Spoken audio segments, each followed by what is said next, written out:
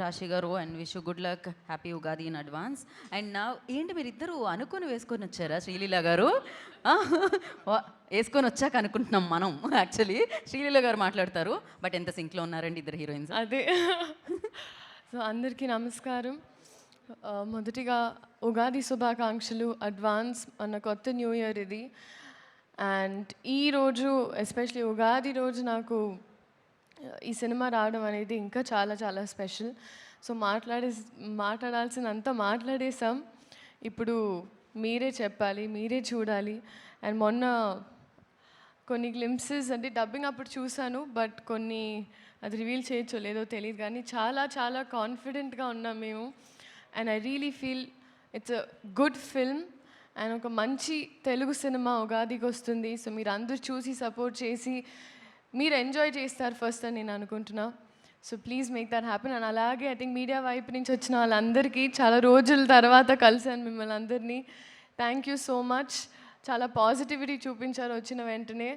So ఈ cinema కూడా పాజిటివ్గా అవ్వాలి అని మనస్ఫూర్తిగా కోరుకుంటూ, అలాగే మన వాళ్ళు అనేటప్పుడు కొన్నిసార్లు మనం ఎక్కువ చనువు తీసుకొని ఇక్కడ ఉంటారని we forget to speak about them. అలాగా రాశి గారి గురించి చెప్పాలి.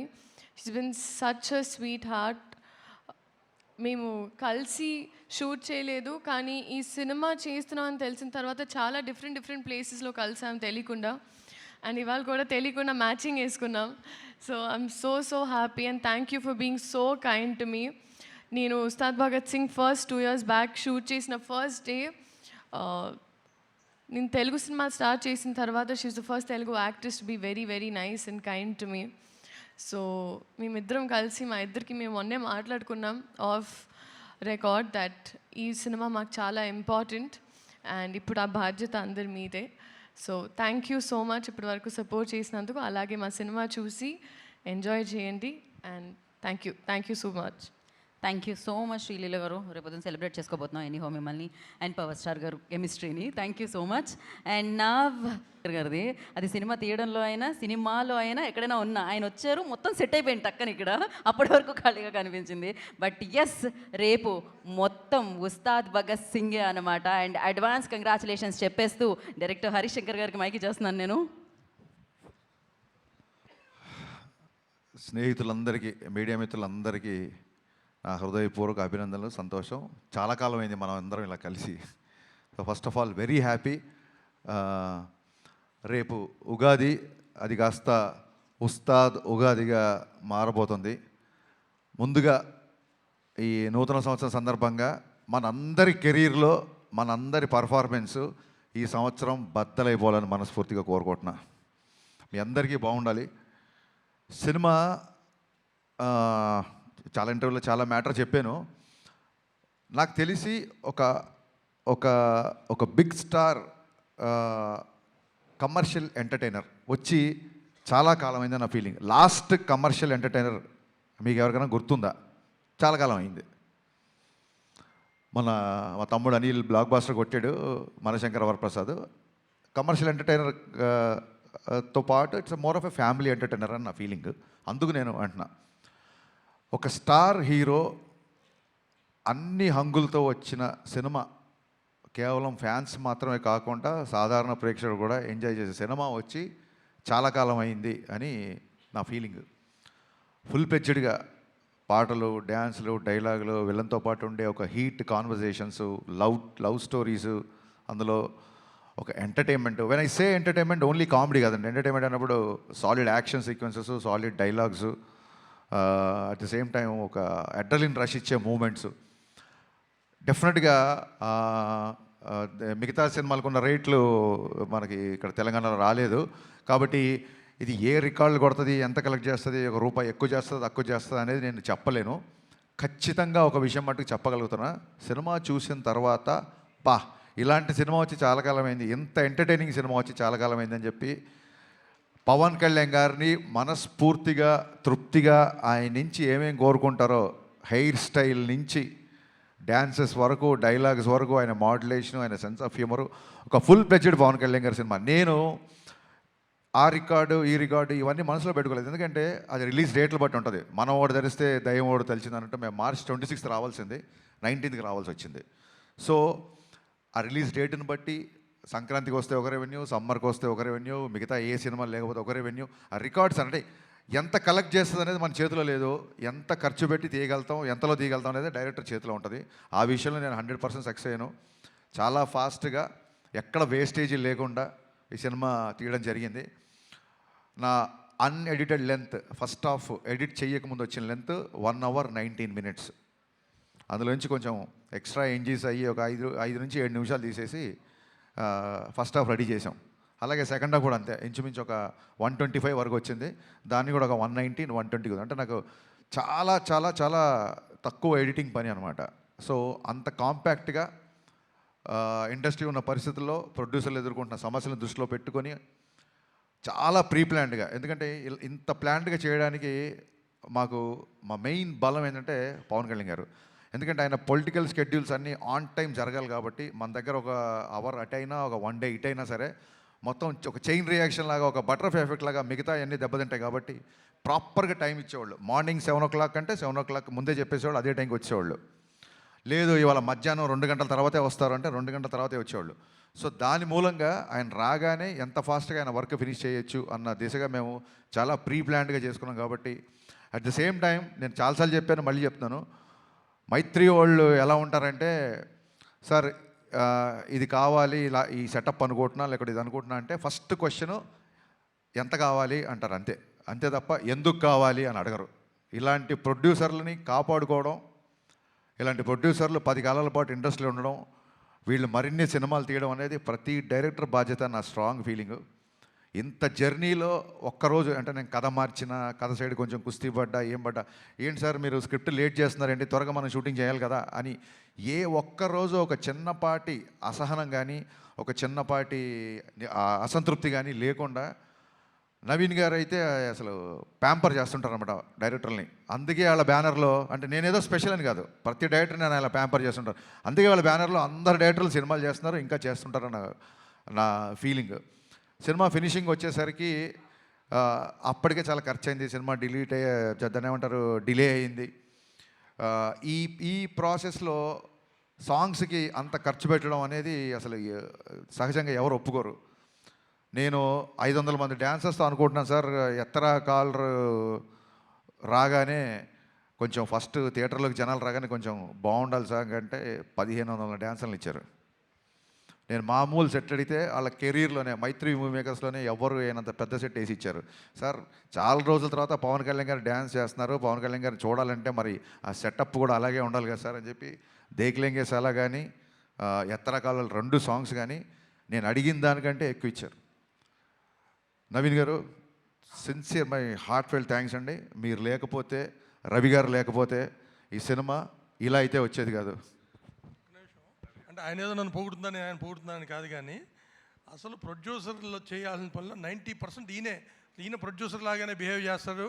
అంటే maybe confidence on himself or confidence on, నేను పవన్ కళ్యాణ్ గారి సినిమా, హరిశంకర్ సినిమా చేస్తున్నాను, కానీ he demands and he make sure that there is no wastage. మాకు ఏదైనా ఒక 5% కానీ 95% ఆయనే కంట్రోల్ చేయాలి. హీజ్ ఎ ప్రొడ్యూసర్ డైరెక్టర్, అది 100% ట్రూ. థ్యాంక్ యూ అండి. Thank you sir. ఇంకా రవి గారు, నవీన్ గారు తర్వాత అంత ఇదిగా డైరెక్టర్తో ట్రావెల్ అయ్యే ప్రొడ్యూసర్ మా రవి గారు.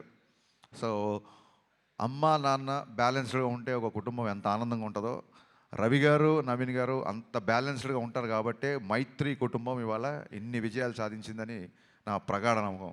రవి గారు అయితే అసలు 2 గంటలకు ఫోన్ చేస్తారు, 3 గంటలకు ఫోన్ చేస్తారు, మార్నింగ్ ఫోన్ చేస్తారు. రవి గారు అన్నీ చాలా ఆడ్ టైమింగ్స్ ఉంటాయి, ఆయన ఎప్పుడు పట్టుకుంటారో నాకు అర్థం కాదు. ఎనీ టైం అవైలబుల్ ఉంటారు. రవి గారు మోర్ దెన్ బ్రదర్. అంటే నాకు ఒక ఎమోషనల్ బాండింగ్ ఉంది అంటే అది మా రవి గారితోనే.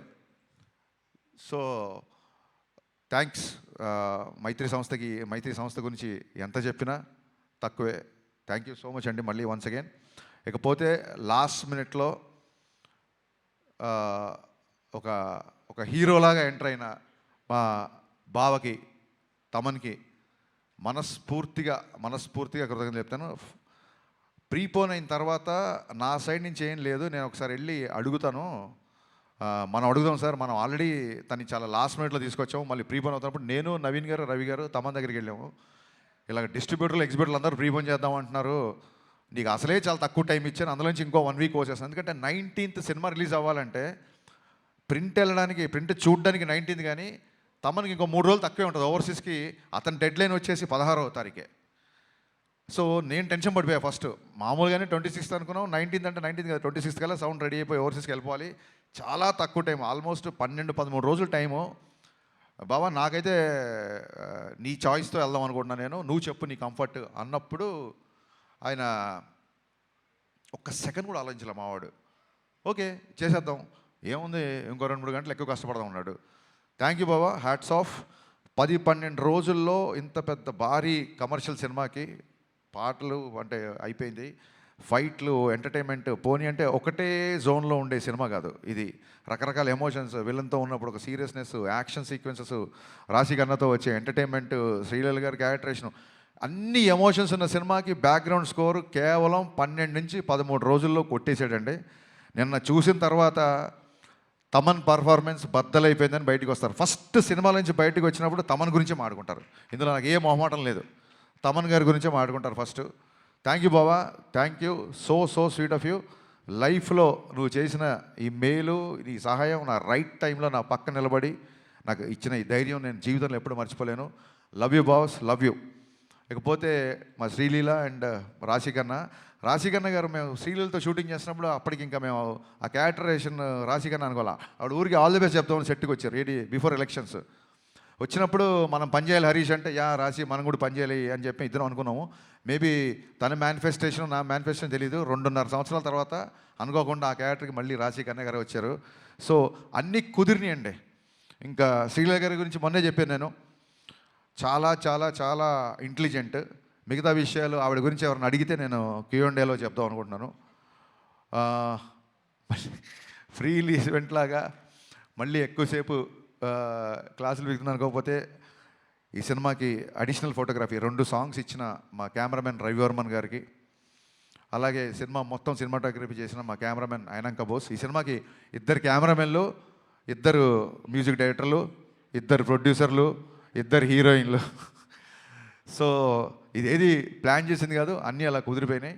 ఇంకా మీ సహనాన్ని పరీక్షించకుండా నా టెక్నీషియన్స్ కానీ ఇంకెవరైనా కానీ మర్చిపోతే మనస్ఫూర్తిగా క్షమించండి.